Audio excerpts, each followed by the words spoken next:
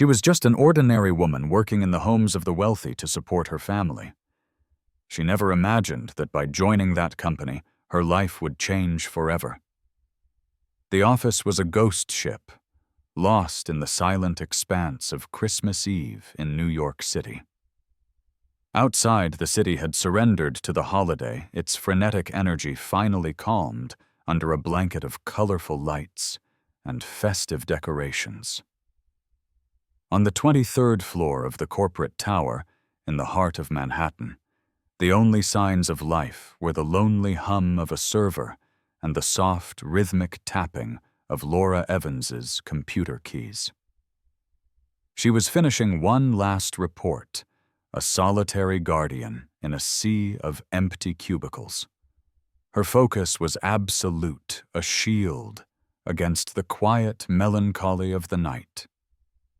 It was a skill honed over a lifetime of Christmases spent on the periphery of others' joy. Work was a comfort, a predictable equation in a world that had always been full of variables. A sudden shift in the air, a subtle displacement of energy made the fine hairs on her arms stand on end. She didn't need to look up to know he was there. Her boss, Alexander Sterling, possessed a presence that preceded him, an aura of silent intensity that seemed to lower the temperature of any room he entered. His Italian leather dress shoes made no sound on the plush carpet, but she felt his stillness as he stopped directly in front of her desk. He didn't speak. The silence stretched heavy and charged, pulling her attention from the screen against her will. Slowly she raised her head. He stood there with a rigid posture, his hands thrust deep into the pockets of his impeccably tailored trousers. His expression, normally a mask of cool, unreadable control, was fractured. A profound tension radiated from him, visible in the hard set of his jaw and the almost imperceptible strain around his eyes. He looked like a man containing a storm. "I need a favor," he said, and the sound of his voice, usually so crisp and commanding, was a low, hoarse whisper, a favor I have no right to ask. Laura's fingers froze over the keys. This was unprecedented. In the 2 years she had worked as his administrative assistant, their interactions had been a model of professional distance. He was the brilliant, demanding CEO. She was the efficient, invisible cog in his machine. "Of course, Mr. Sterling," she replied, her own voice sounding artificially formal in the vast emptiness. "What do you need?" He finally met her gaze, and the desperation she saw there was so raw it felt like a physical blow. "I need you to pretend to be my wife." He stated the words, dropping into the silence like stones onto a frozen lake. He paused, letting the impossible declaration hang in the air. "Tomorrow." Laura stared at him, certain she had misheard. Her mind raced, searching for a logical explanation, a joke, a bizarre test of her composure, but the look on his face was devoid of humor. It was the naked, raw expression of a man at the absolute end of his rope. I don't understand," she stammered, the shield of her professionalism shattering. He took a deep, uneven breath, the first crack in his formidable composure. "My family," he began, the words clipped. "They're controlling. Christmas with them isn't a celebration. It's a tribunal, an annual review of my life choices. They've been pressuring me to settle down to present a stable front for the sake of the family image." He gestured vaguely toward the window at the sleeping city below. "I need to walk into that house tomorrow with a partner, a wife, a united front they can't penetrate." He looked back at her, his gaze intense. "I chose you because you're discreet. You're professional. And you're the only person in this entire company who treats me like a boss, not a prize to be won." The proposition was absurd demeaning.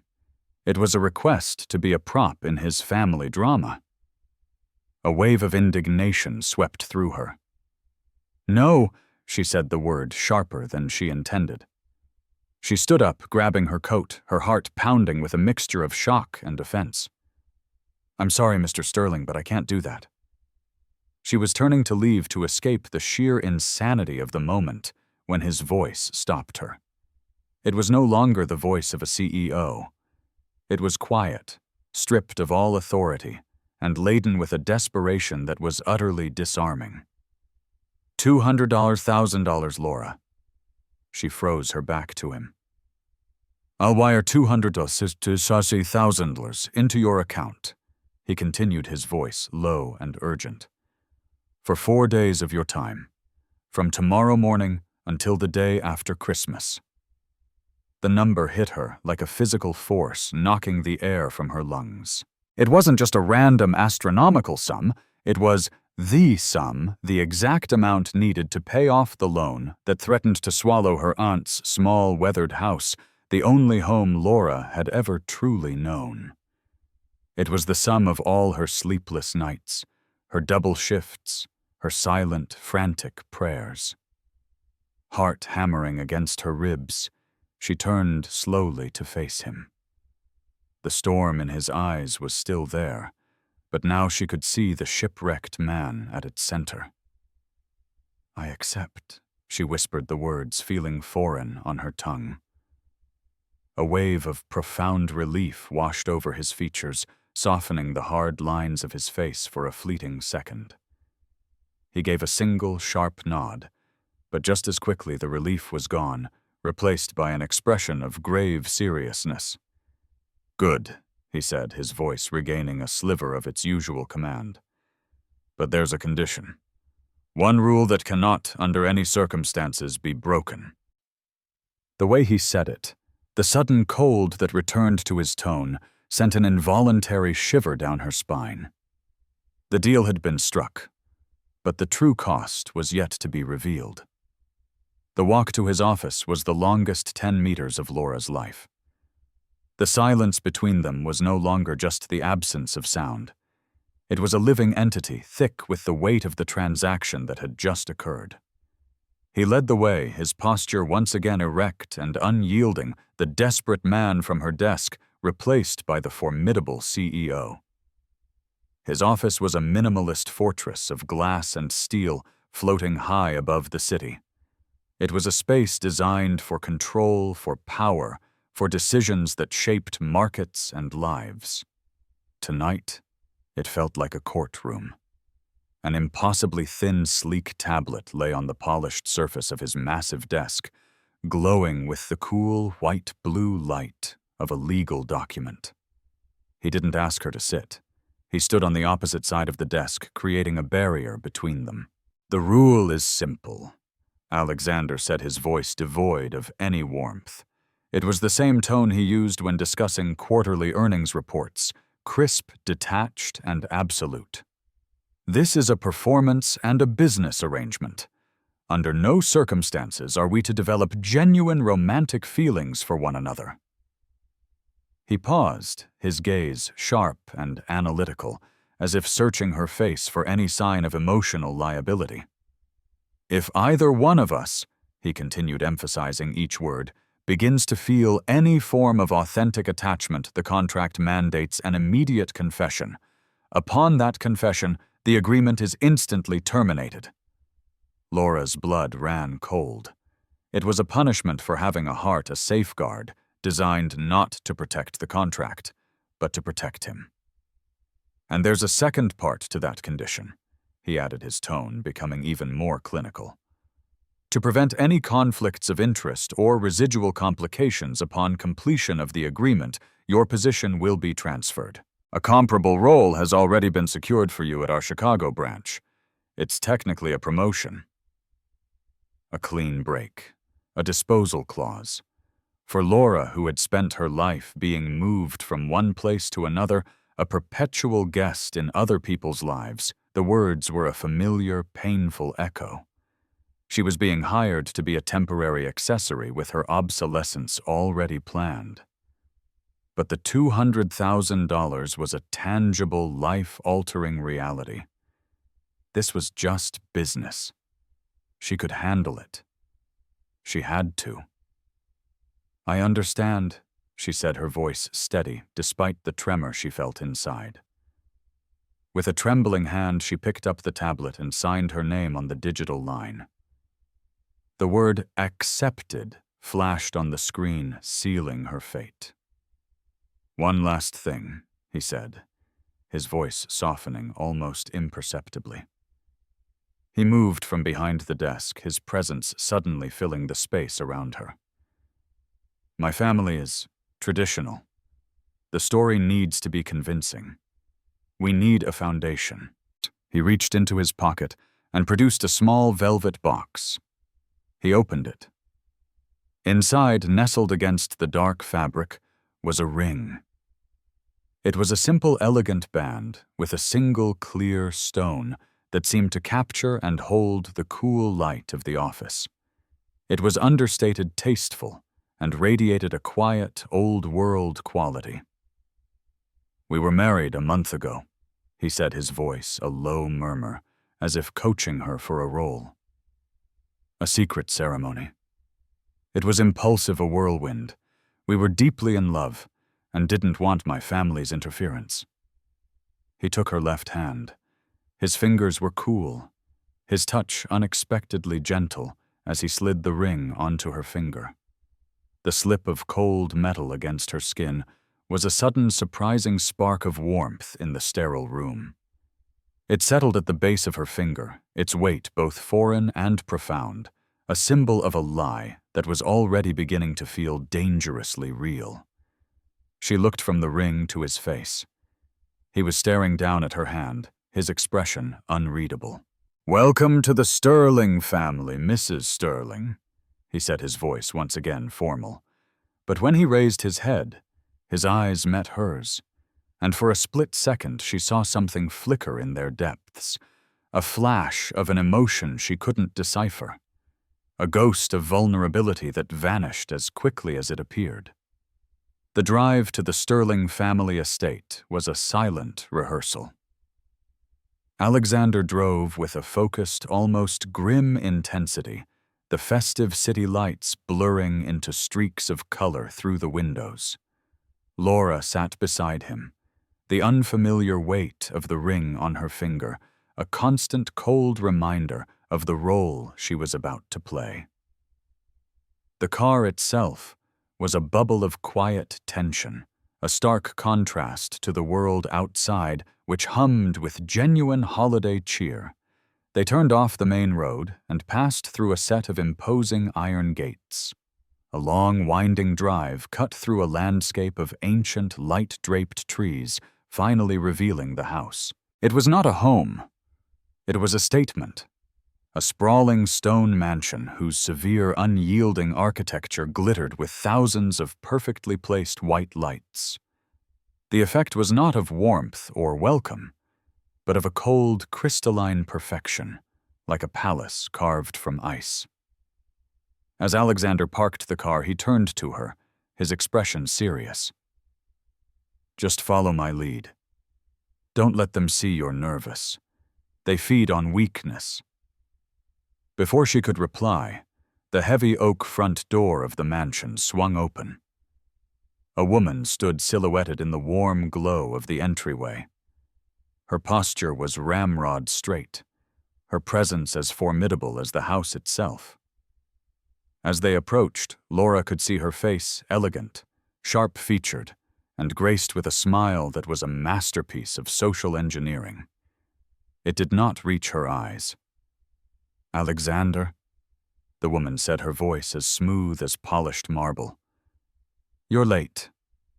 Her gaze slid from her son to Laura, her eyes conducting a swift, dismissive appraisal. "And this must be the surprise." "Mother, this is Laura," Alexander said, his voice firm. He moved to Laura's side, his hand resting possessively on the small of her back. The gesture was a clear signal, a public claim. The heat of his palm seeped through the fabric of her coat, a small point of warmth in the glacial atmosphere. "My wife." If Helena Sterling was shocked, she gave no sign, save for a fractional tightening of her smile.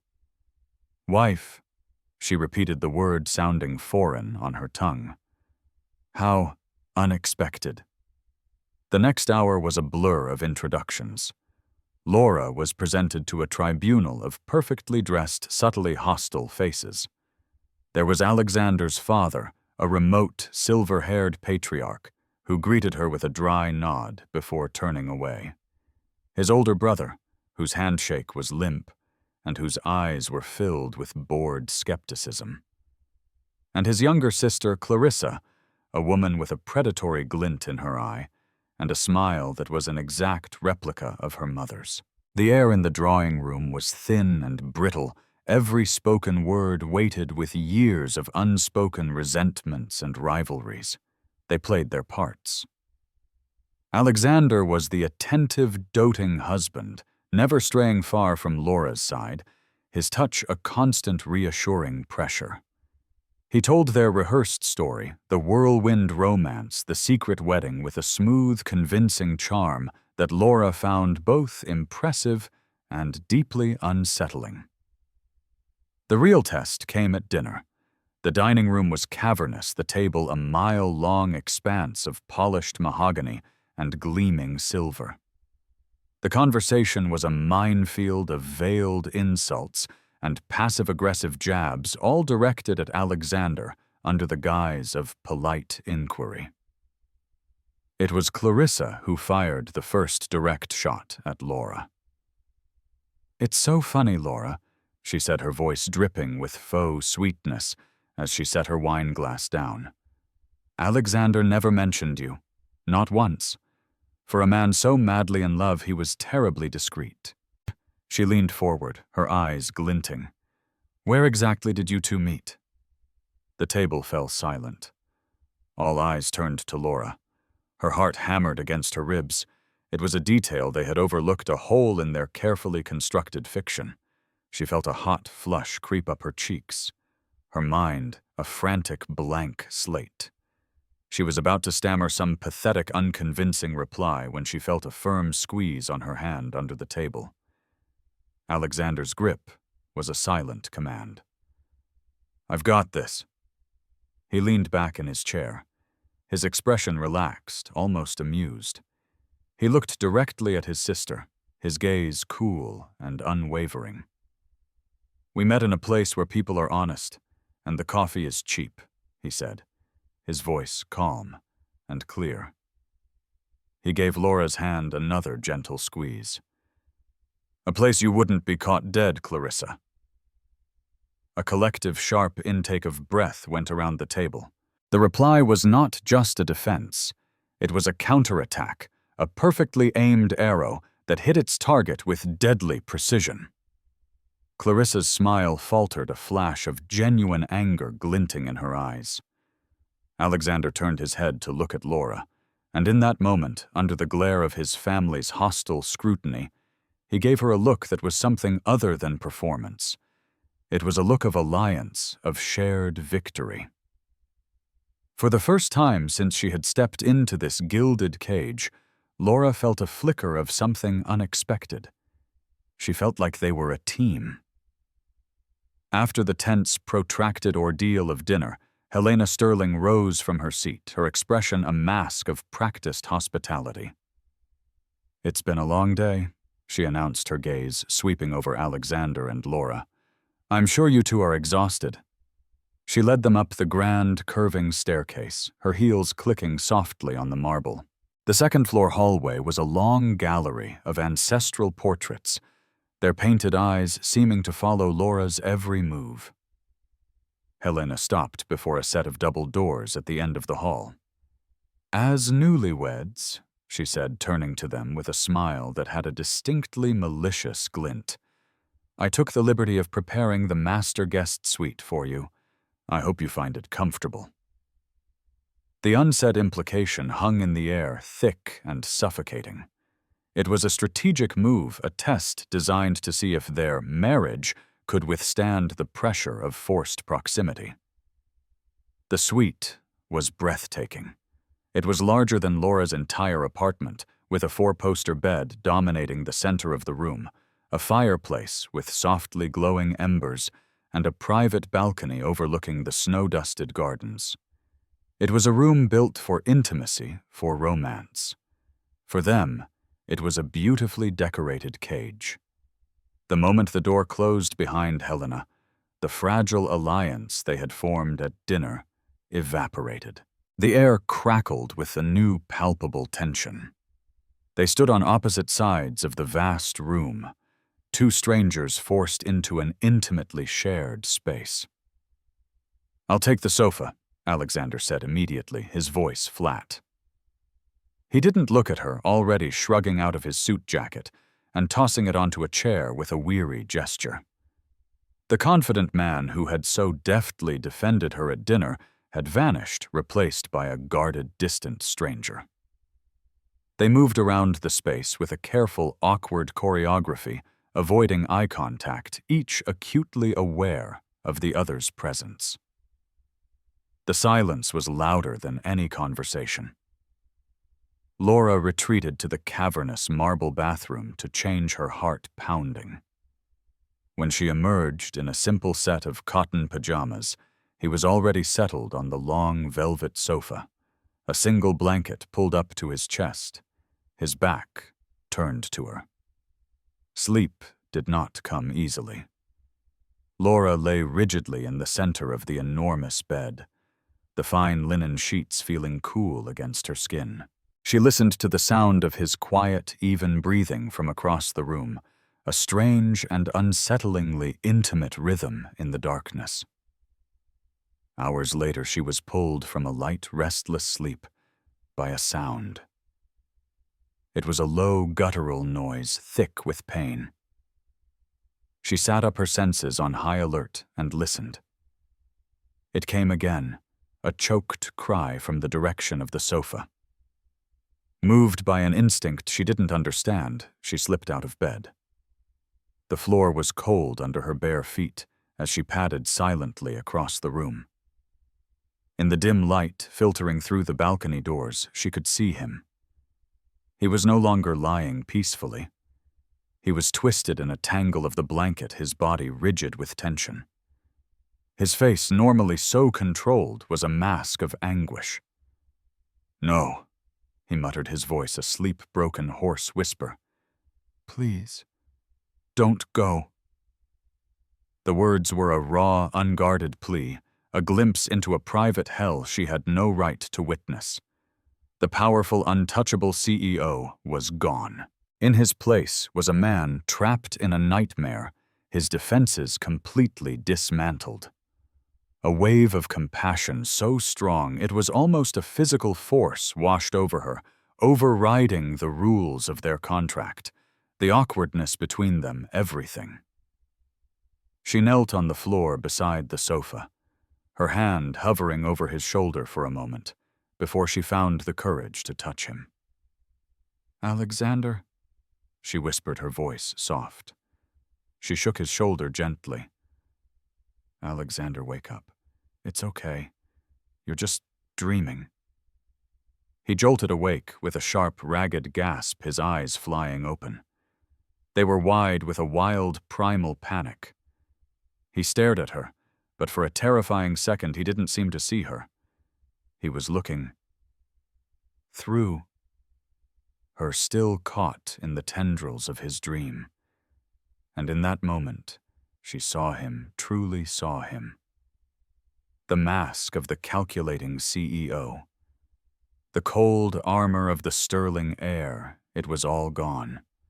Stripped bare by the night, he was just a man, haunted and vulnerable and utterly alone. A fragile, unspoken truce had settled between them in the morning light. The secret shared vulnerability of the night had shifted something. They moved around each other with a new, cautious awareness, the awkwardness replaced by a quiet, hesitant curiosity. When their eyes met over the breakfast table, he didn't look away. He held her gaze for a split second, a silent acknowledgement of the moment she had witnessed, a flicker of gratitude in the depths of his guarded expression. Christmas morning in the Sterling mansion was not a joyous, chaotic, paper-ripping event. It was a formal, almost solemn affair held in the grand drawing room. The family assembled, their faces composed, as a uniformed staff member presented each person with exquisitely wrapped, ostentatiously expensive gifts. It was a performance of affection, a transaction of luxury goods with no real sentiment attached.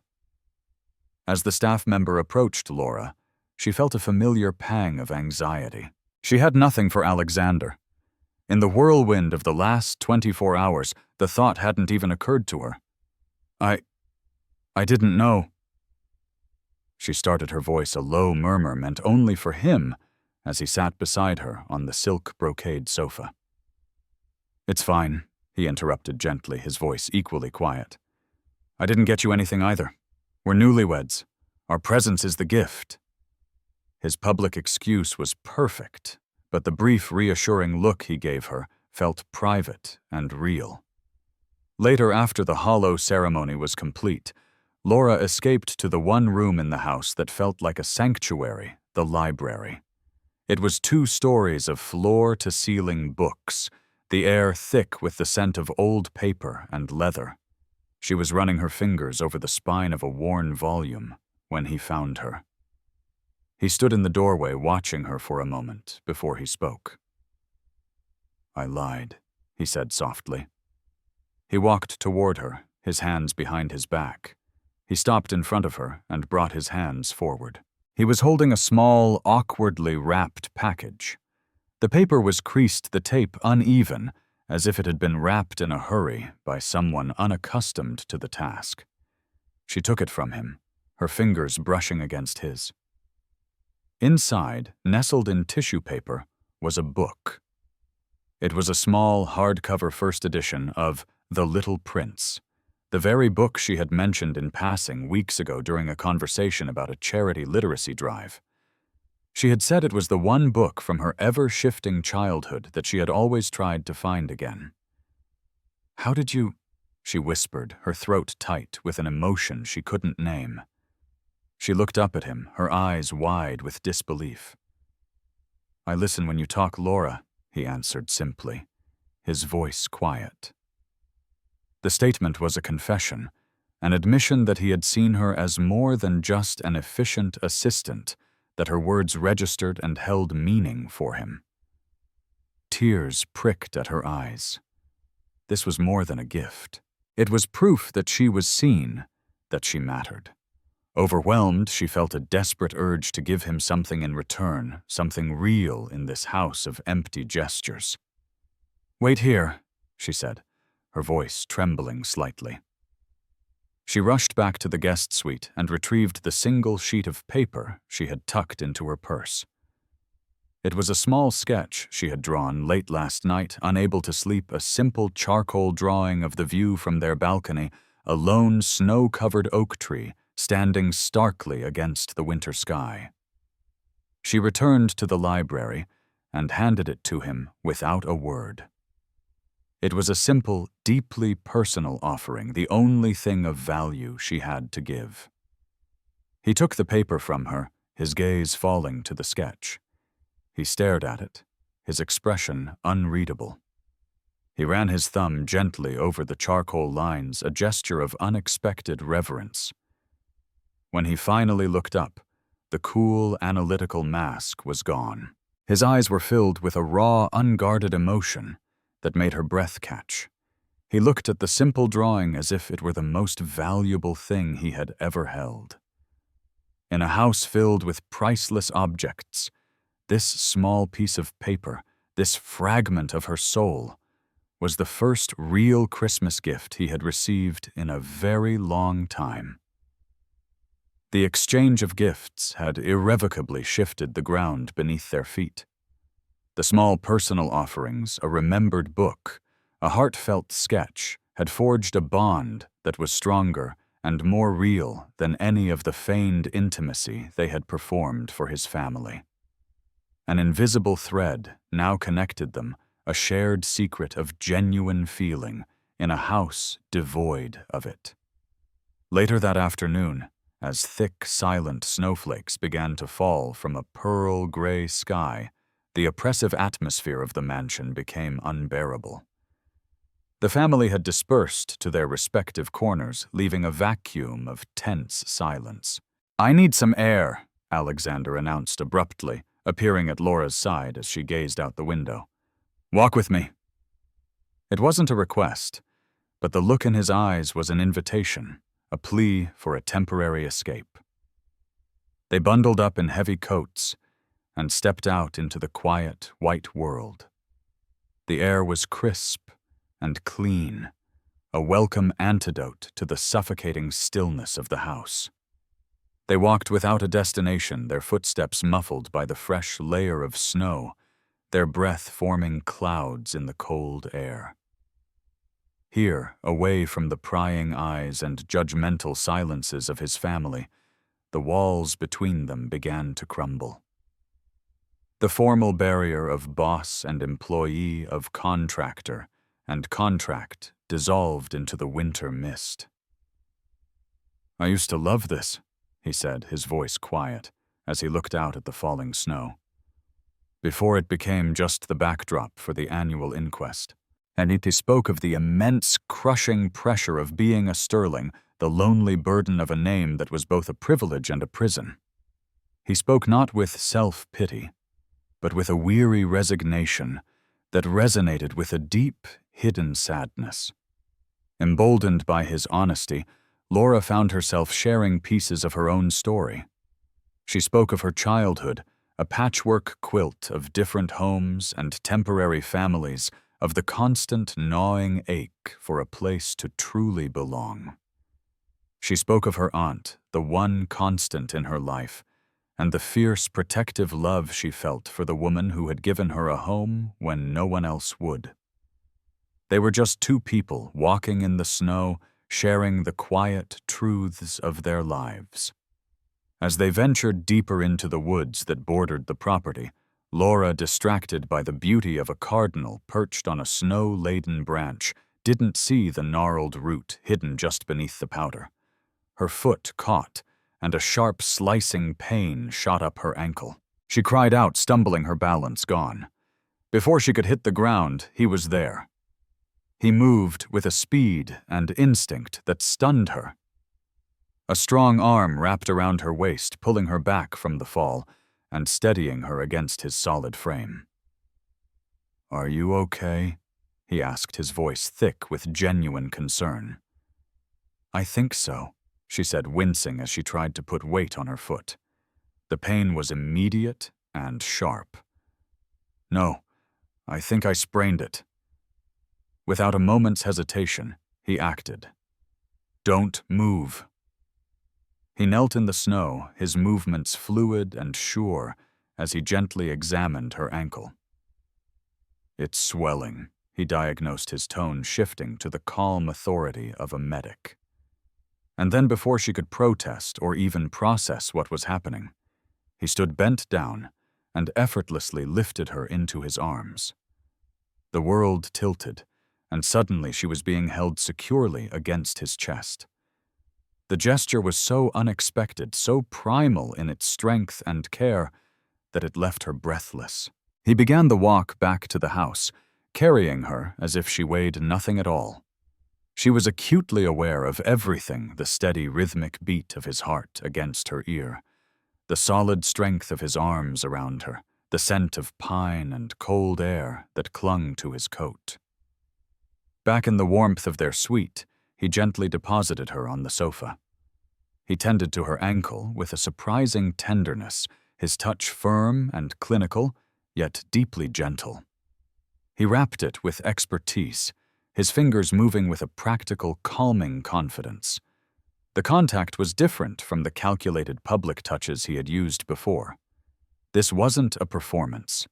This was real. His proximity was overwhelming his focused care, an act of intimacy more potent than any kiss. As he knelt before her, his head bent in concentration, she could feel the undeniable pull between them. A magnetic force that had nothing to do with their contract, and everything to do with the man who was so gently taking care of her. The Sterlings' annual Christmas party was the main event of the holiday, a lavish affair where Alexander's parents showcased their wealth and influence. The already opulent house was transformed into a glittering spectacle of festive excess. Hundreds of guests, a veritable who's who of the city's elite, filled the rooms with a cacophony of polite laughter and whispered gossip. Laura, with her neatly wrapped ankle propped on a velvet footstool, felt like an exhibit in a museum. She was seated in an alcove, slightly removed from the main ballroom, a strategic position chosen by Alexander to minimize her need to walk. He hadn't left her side for more than a few minutes at a time, playing the role of the devoted, attentive husband to perfection. He brought her drinks, introduced her to a few select guests with a proud arm around her shoulders, and deflected any intrusive questions with a charming, effortless authority. His performance was flawless, too flawless. The way he looked at her, the proprietary hand on her shoulder, the soft murmur of his voice in her ear, when he pointed out a particularly ridiculous guest, it all felt dangerously, intoxicatingly real.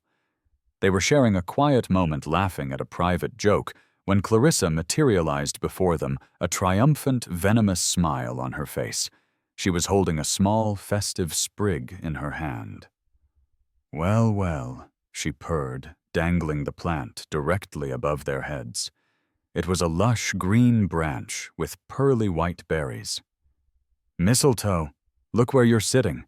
You can't break tradition now, can you?" A hush fell over their immediate vicinity. Several guests turned to watch, their eyes gleaming with anticipation.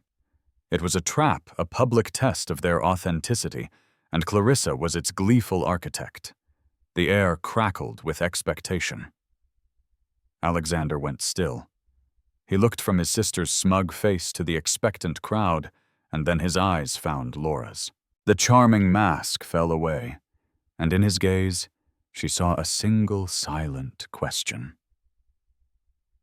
What do we do? This was it. The precipice. Her heart hammered against her ribs. She could shake her head, laugh it off as a silly game, and they could weather the resulting gossip.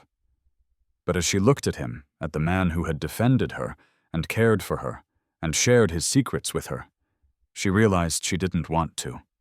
She gave him the smallest, almost imperceptible nod. It's okay. Permission granted. He turned his full attention back to her, the rest of the room ceasing to exist. The world narrowed to the space between their faces. He leaned in slowly, giving her every chance to pull away. His hand came up to cup her cheek, his thumb stroking her skin in a breathtakingly tender gesture. And then he kissed her. It started as a performance, a soft, chaste pressure of lips for the benefit of their audience. But the moment their lips touched, a jolt of pure, undeniable electricity shot through them both. The performance shattered.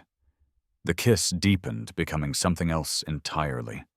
It was soft, searching, and filled with all the unspoken words, the shared glances, and the fragile, burgeoning emotions of the past 2 days. It was a confession. The roar of the party faded to a distant hum. There was no contract, no family, no pretense. There was only the warmth of his lips on hers, the gentle strength of his hand on her face, and the dizzying, terrifying, beautiful truth of the moment. When he finally pulled away, they were both shaken, their breathing ragged. They stared at each other, the shock and wonder of what had just happened reflected in their wide eyes. The kiss had not been a lie. And in that silent, shared realization, they both knew with a terrifying certainty that they had just broken the most important rule of all. The applause and appreciative murmurs from the surrounding guests were a distant, meaningless noise. Alexander and Laura were trapped in the bubble of their own silent, shared shock. Without a word, Alexander stood his expression a tight mask. He gently took her hand, helped her to her feet, and with a curt nod to the stunned onlookers, guided her out of the ballroom. He led her through a series of quiet hallways, his grip on her hand firm and unyielding until they reached the sanctuary of the library. He closed the heavy oak doors behind them, plunging the room into a hushed, intimate silence, broken only by the crackle of the fire. He released her hand and walked to the fireplace, turning his back to her. He braced his hands on the marble mantel, his shoulders rigid with tension. "That shouldn't have happened," he said, his voice a low, rough growl that was swallowed by the vastness of the room. Laura stood near the door, her heart still pounding a frantic, uneven rhythm. The ghost of the kiss lingered on her lips, a warm, tingling reminder of their transgression. "We broke the rule," she whispered the words, sounding like a final, damning verdict. The reality of their situation crashed down on her with brutal force. The contract, the confession clause, the transfer, the clean break, the end. He finally turned to face her, and the anguish in his eyes was so profound it stole her breath. The cool, controlled CEO was gone, replaced by a man torn apart by his own impossible laws. "The contract," she continued, her voice trembling as she forced herself to speak the truth they were both avoiding. "We have to end this, now." The words hung between them, a death sentence for something that had only just begun to live. The thought of leaving, of being sent to Chicago, of never seeing him again, except as a name on a corporate memo, was a physical pain, a sharp twisting in her chest.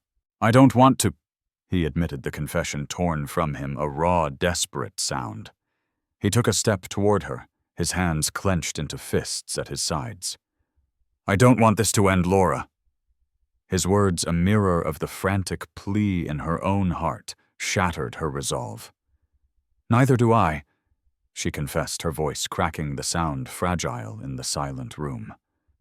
They stared at each other across the space, locked in an impossible, agonizing stalemate. The very contract that had brought them together now demanded their separation just when they had finally irrevocably found each other. They were trapped by a rule they had both willingly, recklessly broken. He closed the distance between them, stopping just inches from her. He didn't touch her, but she could feel the heat radiating from him, could see the desperate conflict warring in his eyes. "We have one more day," he said, his voice a low, pleading whisper. "Tomorrow, the day after Christmas. The agreement doesn't officially end until the morning after."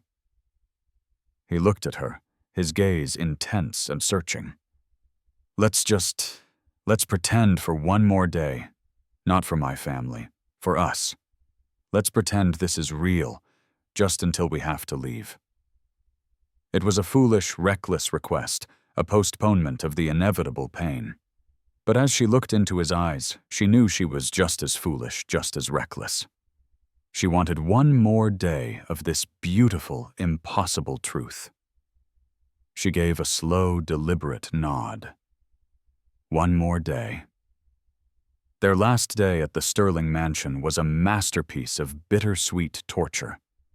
Their agreement to pretend for us had erased the last vestiges of performance. What was left was something achingly, beautifully real, lived under the shadow of a ticking clock. Every shared laugh felt more precious, every stolen glance more profound, because they both knew it was finite. The shift in their dynamic was a palpable force, and even the Sterling family masters at observing social subtleties couldn't miss it. The desperate performative affection of the first day had been replaced by a quiet, confident intimacy. The way he instinctively reached for her hand. The way she leaned into him when he spoke. The easy shared smiles that passed between them. It was a natural, seamless dance. Their authenticity had an unexpected effect. Seeing his son genuinely happy, genuinely connected to someone, seemed to disarm the distant patriarch. Alexander's father engaged Laura in a brief, surprisingly pleasant conversation about her interest in art. Clarissa, having lost her primary weapon, retreated into a sullen silence. The most surprising transformation was in Helena. During a quiet moment in the afternoon, she found Laura alone, looking at the family photos on a grand piano. "He's different with you," Helena stated, her voice softer than Laura had ever heard it. It wasn't an accusation. It was a simple, unadorned observation. She looked at Laura, and for the first time, her smile was not a social weapon, but a small, hesitant gesture of approval. "It's good to see." They were selling the lie so perfectly that it had convinced everyone, including the family, it was designed to deceive. The irony was a sharp, painful twist in Laura's heart. The breaking point.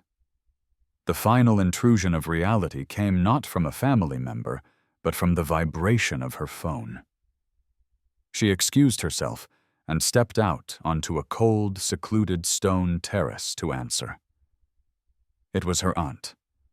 Her voice was a cascade of joyful, tearful relief. The bank had called. The wire transfer had cleared. The payment was accepted. The house was safe. It was theirs, free and clear. "You did it, Laura," her aunt wept. "I don't know how, but you saved us.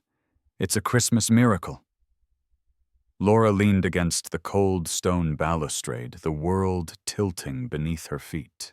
The news should have been a tidal wave of relief, the triumphant culmination of her sacrifice. But instead, it felt like a death sentence. The entire reason for the contract, the foundation of her presence in this house in his life, was gone. She had no more excuses. The game was over. She found Alexander in the library, staring into the fire. He looked up as she entered, his face breaking into a warm, genuine smile that faltered the moment he saw her expression. "What is it?" he asked, his voice instantly laced with concern. "My aunt called," she said, her own voice sounding distant, hollow. "The money went through. The house is safe." He just stood there, processing her words. He should be happy for her. He was happy for her. But the profound, devastating finality of her statement overshadowed everything else. The purpose of their arrangement had been fulfilled.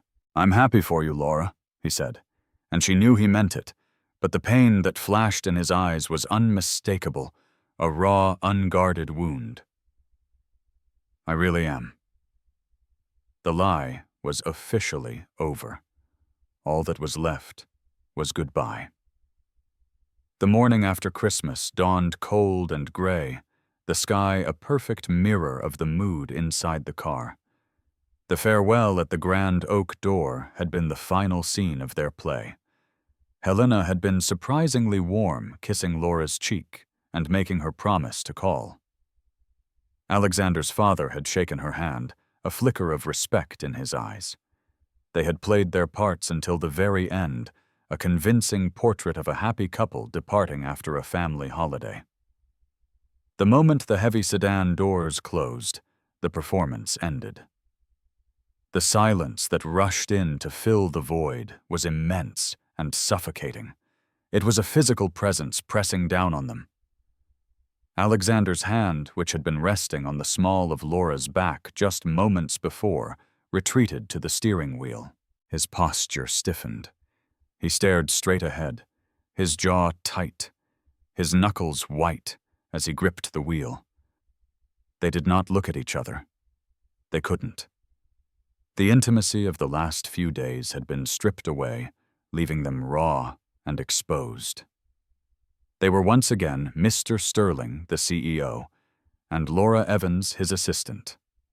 Two strangers bound by a contract that was now nothing more than a source of mutual agonizing pain. Every passing mile was a countdown to the inevitable end. The city skyline, once a distant promise, grew larger, more defined, each building a tombstone marking the death of their beautiful temporary reality. Halfway back, without a word, Alexander slowed the car and pulled over at a deserted scenic overlook. The spot gave a view of a vast frozen lake, its surface a sheet of milky white under the overcast sky. He cut the engine. The sudden absolute quiet was deafening. He kept his gaze fixed on the frozen expanse, unable to look at her. "Laura?" He began, his voice a harsh, strained sound, as if the words themselves were a physical effort. "The contract. We don't have to follow it to the letter." He finally turned to face her, and the desperation in his eyes was a punch to the gut. "The transfer clause," he said, his voice dropping to almost a whisper. "We can ignore it. You don't have to go." His offer hung in the air, a fragile, desperate lifeline. A part of her, a wild, screaming part, wanted to grab it, to say yes, to stay, to figure out the rest later. But her mind, sharpened by a lifetime of pragmatism and self-preservation, saw the flaw in his desperate plan. She looked at him, her heart aching with a calm, profound sadness. "And then what, Alexander?" she asked, her voice quiet but unwavering. "What happens then? I go back to being your assistant. We pass each other in the office every day and pretend this weekend never happened. I watch you go into meetings knowing I can never be with you, knowing we both broke the one rule you built your entire world on." She took a shaky breath, the truth of her own words twisting like a knife inside her. That wouldn't be a solution. It would be a special kind of torture. She finally met his gaze, her own eyes filling with tears she refused to let fall. "It's better this way. A clean break." Her words, the cold, inescapable logic of her argument, hit him into silence. He had no counter. He knew she was right. He had designed the trap himself, and now they were both caught in it. The pain that flooded his face was so raw, so complete, she had to look away. He started the car again, the roar of the engine, a brutal intrusion on their shared misery. He pulled back onto the road, and they drove the rest of the way in a heavy, heartbroken silence, leaving the frozen lake and their last desperate hope behind. Laura's last day at the New York headquarters was a surreal, out-of-body experience. The office, once a place of familiar, comforting routine, now felt like a foreign country.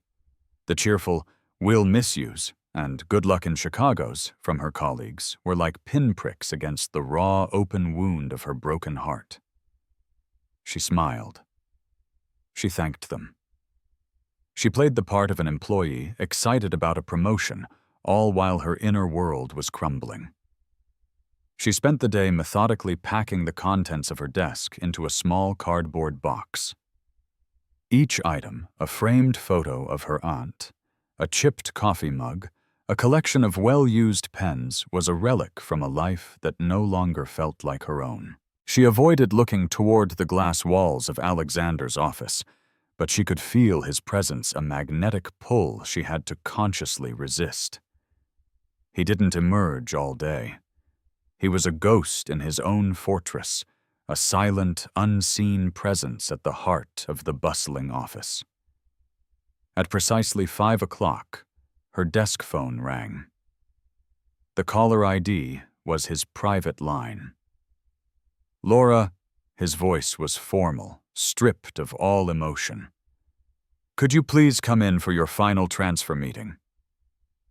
The formality was absurd, a cruel parody of their usual professional interactions.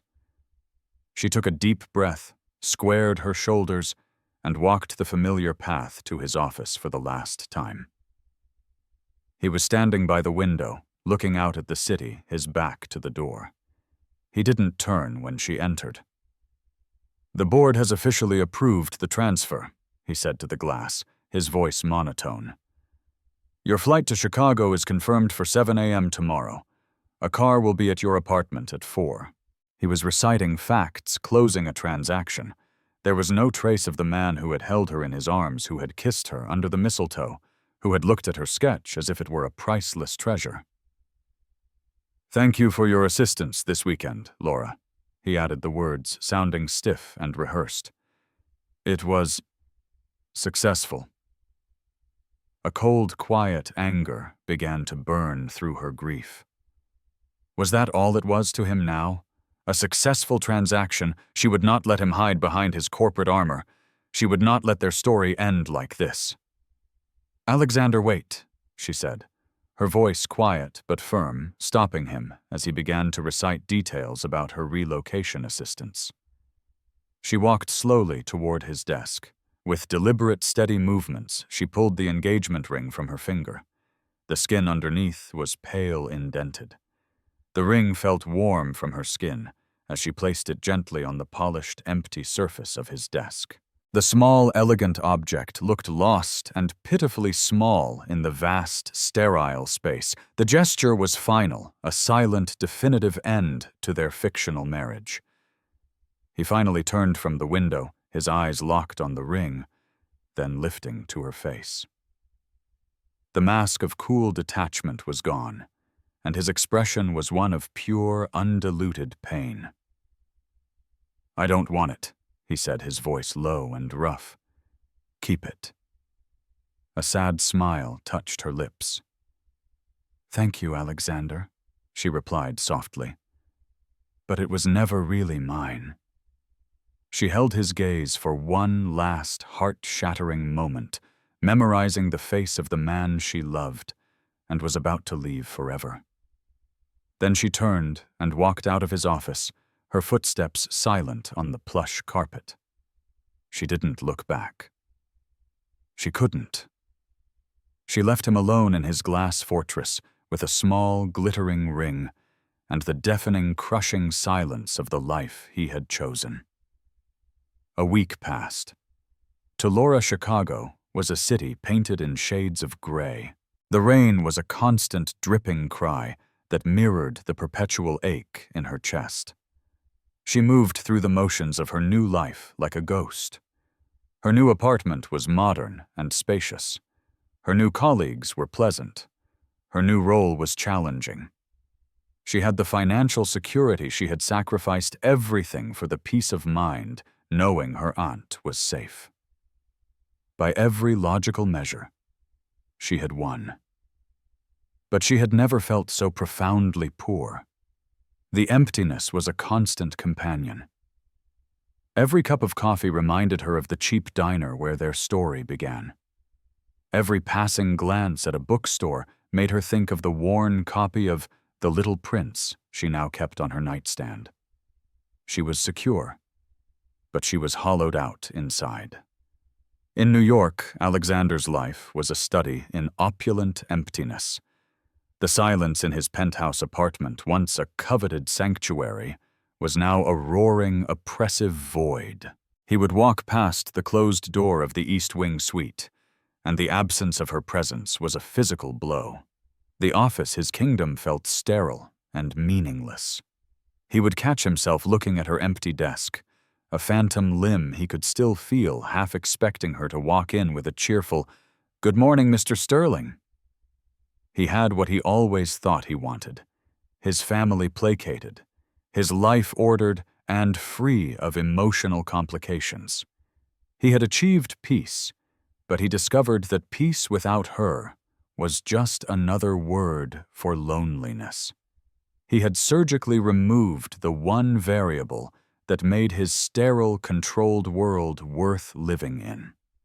One night, unable to sleep, he found himself in the library. He was running his hand aimlessly along the spines of books when his fingers brushed against a single loose sheet of paper tucked between two large volumes. He pulled it out. It was her sketch, the simple charcoal drawing of the lonely, snow-covered oak tree. He stared at it, and the memory of that day of her face when she gave it to him, of the genuine, unvarnished feeling in the gesture, hit him with the force of a physical impact. This small piece of paper held more truth, more warmth, more life than anything else in his perfectly curated world. In that instant, the last of his carefully constructed walls of logic and self-preservation crumbled to dust. He had been a fool, a brilliant, cowardly fool who had let the greatest thing that had ever happened to him walk away because of a rule he had written in a different life to protect himself from a different kind of pain. He strode to his desk, his movements filled with a sudden, desperate purpose. He grabbed his phone and dialed his new hyper-efficient assistant, Lucy. It was after midnight, but he didn't care. "Cancel everything," he commanded, his voice a low, urgent growl. "All my meetings for the next week. I don't care what they are. And get me on the first flight to Chicago, now." He hung up before she could reply. He pulled open the top drawer of his desk. The ring sat there cold and glittering in the dim light. He picked it up, its familiar weight settling into his palm, and closed his fist around it. He had no plan, no strategy, no logical argument. All he had was the raw, undeniable certainty that he had made the biggest mistake of his life, and he would tear down the world to fix it. The Chicago rain was a cold, persistent mist that clung to everything, blurring the edges of the city into a watercolor of gray and steel. Laura pulled the collar of her coat tighter as she stepped out of the anonymous glass tower of her new office building. It was the end of another long, empty day, one she had survived by focusing only on the tasks in front of her, building a wall of work to keep the memories at bay. She felt utterly and completely alone, a solitary figure adrift in a city of strangers. As she waited for the light to change, her gaze wandered distractedly across the street, and then her heart stopped. Through the veil of rain, she saw a figure, a man standing perfectly still on the opposite corner, holding a single black umbrella. His posture was unmistakable, an island of quiet intensity in the bustling river of commuters. Even from a distance, she could feel the force of his presence. It was Alexander. The world seemed to slow down, the sounds of the city fading to a distant, muffled roar. He wasn't looking at the traffic or the light. He was looking only at her. As if in a dream, she watched him step off the curb and walk across the street, the flow of traffic parting around him as if by an unseen force. He stopped directly in front of her, the umbrella shielding them both from the downpour. "What are you doing here?" She whispered the words, barely audible over the frantic pounding of her own heart. He looked down at her, his face stripped bare of all its usual masks. There was no CEO, no sterling air. There was only a man, his eyes filled with a raw, desperate vulnerability that mirrored what she felt in her own soul. The rain dripped from the edges of the umbrella, creating a small, intimate world just for them on the busy sidewalk. "I made a mistake," he said, his voice low and hoarse, with an emotion he no longer tried to hide. "A life-altering, catastrophic mistake." He took a step closer, the space between them shrinking until she could feel the warmth of his body. "I've spent my entire life building walls to keep feelings out. I wrote contracts to control variables. And then you came along.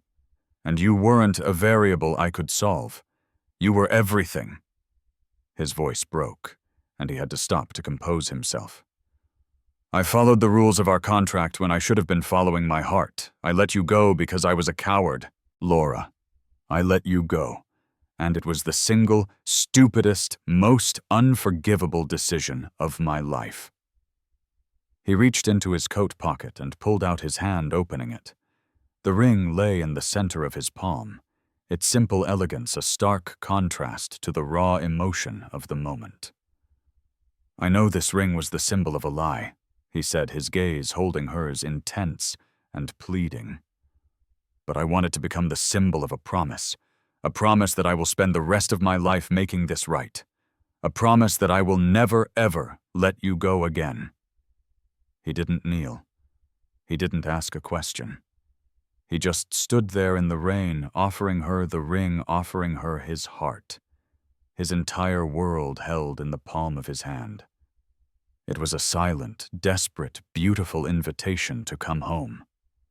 Tears streamed down Laura's face, hot against her cold skin, mixing with the cool Chicago rain. She looked at the ring glittering in his palm, a tiny beacon of hope in the gray twilight. Everything he had said, every crack in his voice, every ounce of raw emotion in his eyes was a testament to a truth she had been too afraid to believe. He had come back for her. Her whole life, she had been the one left behind, the one who had to adapt to move on to make a new life from the pieces of the old one. She was the temporary foster kid, the new girl, the quiet assistant, whose departure was planned before her arrival. No one had ever turned around. No one had ever crossed a country in the rain just to stand on a street corner and say they'd made a mistake. Until now. He had chosen her not as a convenience, not as a solution to a family problem, but as the essential, irreplaceable center of his world. With a trembling hand, she reached out, but not for the ring. She gently took his hand, her fingers curling over his, closing them around the small, precious object. His eyes widened in a flash of heart-stopping fear, misreading her action. "I don't want the ring, Alexander," she said softly, and she saw the hope drain from his face, his expression crumbling. She tightened her grip on his hand, holding on tight. "I want the man who's holding it," she whispered, her voice thick with tears, and a joy so overwhelming it felt like it could lift her off the ground. The relief that washed over his face was absolute, a sunrise after a long, dark night. It was the most beautiful thing she had ever seen. And then there were no more words. She launched herself into his arms, her hands tangling in his hair, her mouth finding his. She kissed him with all the pent-up longing, all the heartbreak, all the desperate, unspoken love of the past week. It was a kiss of homecoming, of forgiveness, of a future reclaimed from the ashes of a broken contract. He kissed her back, with a fierce, possessive desperation, his arms wrapping around her, lifting her slightly off the ground, holding her as if he would never let her go again. The umbrella fell from his forgotten grasp, clattering onto the wet pavement. They stood in the pouring rain, oblivious to the staring passers-by, lost in their own world, a world they had found their way back to. She finally pulled away, breathless, resting her forehead against his. "Take me home, Alexander," she whispered against his lips, the name and endearment she had only ever used in the privacy of her own heart. "Always," he breathed, his voice filled with a promise that was more binding than any contract. "Always." The air was not filled with the scent of sterile, expensive floral arrangements, but with the warm, rich aroma of pine needles and freshly baked gingerbread. The light came not from thousands of cold, perfectly placed LEDs, but from the cheerful flames dancing in a stone hearth, and the soft, multicolored glow of mismatched ornaments on a slightly lopsided Christmas tree. A year after the weekend that had shattered and remade their worlds, Laura stood in the living room of the cozy, light-filled house they had bought together. It was not a mansion or a fortress. It was a home.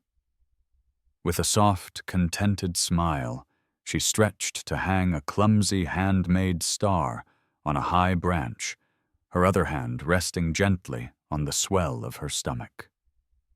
A pair of strong arms wrapped around her from behind, and a chin came to rest on her shoulder. Alexander's hands joined hers, covering them in a gesture of shared, protective love. "Careful there, Mrs. Sterling," he murmured into her ear, his voice a low, happy rumble. "We don't want you and our little passenger overexerting yourselves." She leaned back against his solid frame, her heart full to bursting. They had been married 6 months earlier in a quiet ceremony on a sun-drenched beach, with only her aunt and a few close friends as witnesses. It had been perfect, real, and entirely theirs. A soft cough from the doorway drew their attention. Helena Sterling stood there, no longer the formidable matriarch, but a woman softened by a joy she had never expected. She approached them, a small, silk-wrapped package in her hands. "I have something for you, Laura," she said, her voice gentle, laced with an uncharacteristic, genuine emotion. Laura carefully unwrapped the gift. Inside, nestled in layers of tissue paper, was a tiny hand-knitted layette, set a small cap, and matching booties made from a soft, buttery yellow yarn. The set was exquisitely made, but clearly old, the color faded with time. It was the first thing Alexander ever wore, Helena explained, her eyes shining with unshed tears as she looked at her son. "The outfit I brought him home from the hospital in. I've kept it all these years." She looked back at Laura, her gaze warm and full of acceptance. "I want it to be yours now, for my grandchild." The gesture, the passing on of such a precious, intimate piece of family history, was the final unconditional welcome Laura never knew she had been missing. It was an embrace into the heart of a family she was now truly a part of. Tears of pure happiness streamed down her face as she stood and hugged her mother-in-law, a heartfelt, clinging embrace that spoke volumes. Alexander watched his own heart so full it felt like it might overflow. He stepped forward and wrapped his arms around both of them, the two most important women in his life, pulling them into a shared hug. Their story had begun with a desperate plea on a lonely Christmas Eve, a cold contract for a weekend of lies. It ended here, in the warm glow of their own Christmas tree, with the promise of a new life on the way, and the quiet, unshakable certainty that they had found their forever, not in a clause, not in a loophole, but in the messy, beautiful, unconditional love they had built together. 2 years later, Laura stood on the porch of their home, watching Alexander play in the garden, with their daughter, little Sophia. The 15-month-old was toddling unsteadily among the flowers, shrieking with laughter as her father chased her, pretending to be a monster. The sound of their giggles echoed through the afternoon air, filling the space with a pure joy that still made Laura's heart swell with gratitude. The company had become something different under their joint leadership. Alexander had insisted Laura become his partner, not just his wife, and together they created an empire built on values that mattered. They had implemented employee wellness programs on site, daycare, and a foundation that helped families in situations similar to the one Laura had once faced. Work was no longer just about profit. It was about purpose. Helena, now a doting grandmother, was over almost every day bearing homemade treats and stories of Alexander's childhood. The transformation in her mother-in-law had been one of the most unexpected gifts of this new life. The cool, calculating woman had become a warm Nana who taught Sophia how to make cookies and told stories about the Sterling family with an affection she had never shown before. Clarissa had moved abroad after their wedding, citing business opportunities, but Laura suspected it was more about being unable to accept that her scheme had backfired so spectacularly. She sent formal birthday cards occasionally, but kept a respectful distance. Alexander's father had passed away the year before, leaving the company entirely in his son's hands. In his final days, he had pulled Laura aside for a conversation she would never forget. "Thank you," he had said, his voice weak but sincere, "for bringing my son back to life. I didn't know how lost he was until I saw how he shone with you." At the office, Laura's old desk had been transformed into a space of memories. Photos of Sophia, of family moments, of trips they took together covered the surface, along with the small framed sketch she had drawn on that first night at the mansion. Alexander kept it there as a reminder of where it all began. When Sophia took her afternoon nap, Laura and Alexander would often sit together in that same office, now renovated to accommodate 2 desks, planning not just business strategies, but dreams for their family.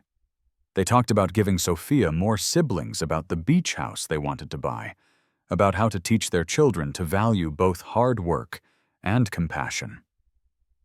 Laura's aunt had moved into a smaller house closer to them, visiting weekly, and becoming the honorary Grammy that Sophia adored. Her stories about Laura's childhood filled Alexander with a retroactive protective tenderness. He often joked that he wished he'd known Laura as a child, so he could have taken care of her from the very beginning. Christmas holidays were now celebrated in their own home, a tradition they had built from scratch. The table was not polished mahogany, but rustic wood surrounded by mismatched chairs they had collected over the years. The tree had no perfect decorations, but ornaments made by Sophia, mixed with mementos from their travels, and simple gifts they exchanged each year. Helena always came for dinner, bringing old family recipes and stories that Sophia listened to with wide-eyed wonder. It was exactly the kind of warm, love-filled Christmas Laura had dreamed of as a child, but never dared to expect she would have. On this particular afternoon, as she watched her little family play in the garden, Laura reflected on the impossible journey that had brought them here, from a desperate business deal to a love that had redefined their entire lives, from 2 lonely people faking intimacy to a real family built on truth and unwavering commitment. Sophia stumbled and fell gently onto the grass, her bottom lip beginning to quiver. Alexander immediately scooped her up, kissing the bumped knee and making funny faces until she was giggling again. Seeing this man who had once been so controlled and distant transform into a playful, doting father still took Laura's breath away every single day. He had become everything she never knew she was looking for. "Laura," Alexander called from the grass, "come play with us. Sophia wants to show Mommy how she can do somersaults."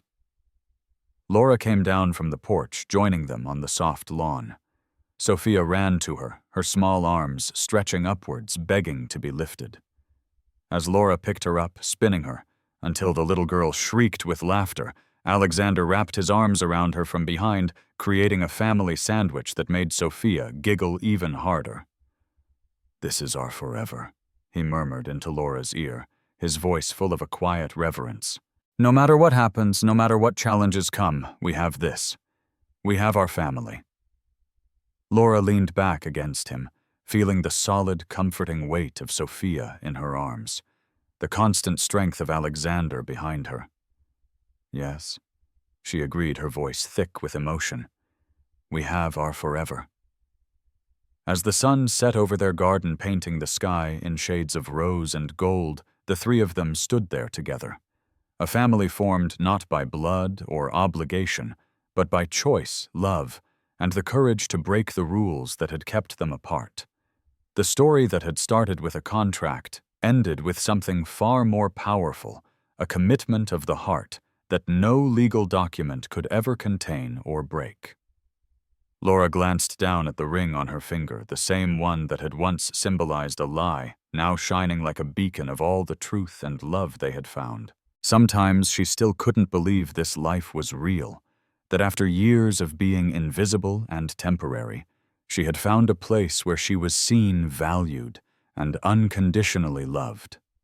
Sophia began to doze in her arms, her little face relaxing into the complete peace of a child who knows she is safe and beloved. Alexander kissed the top of Laura's head, his own heart overflowing with gratitude for this life they had built together. "Let's take our princess inside," he whispered, "and then we can plan our next adventure." As they walked back to their home, Sophia sleeping peacefully between them, Laura knew that no matter what adventures awaited, they would face them together.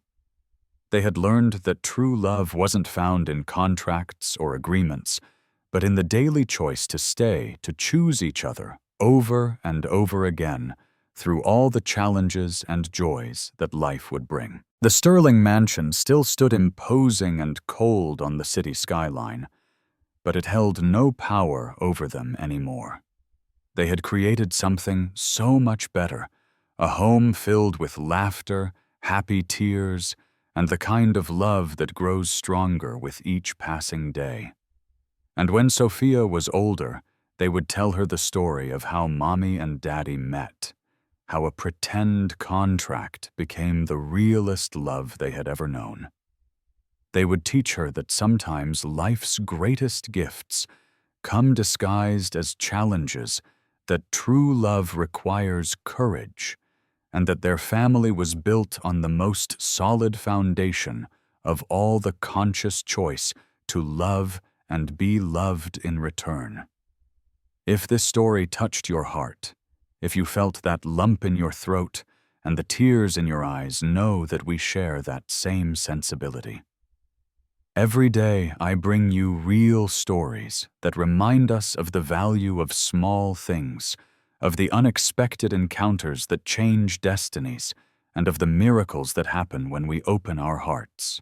Here we don't just tell stories of maids and billionaires, we tell your story, my story, the story of all of us who have ever felt invisible or misunderstood at some point. If you believe that every life deserves to be seen, that every heart deserves to be heard, join our family, hit the subscribe button, and turn on notifications. It's not just a channel you're following. It's a refuge for your soul on tough days, a reminder that you are never alone in your struggles. I promise to bring week after week stories that will restore your faith in humanity, and maybe even inspire you to write your own story of overcoming. We are in this journey together, and I can't wait to see you in the comments of the next video.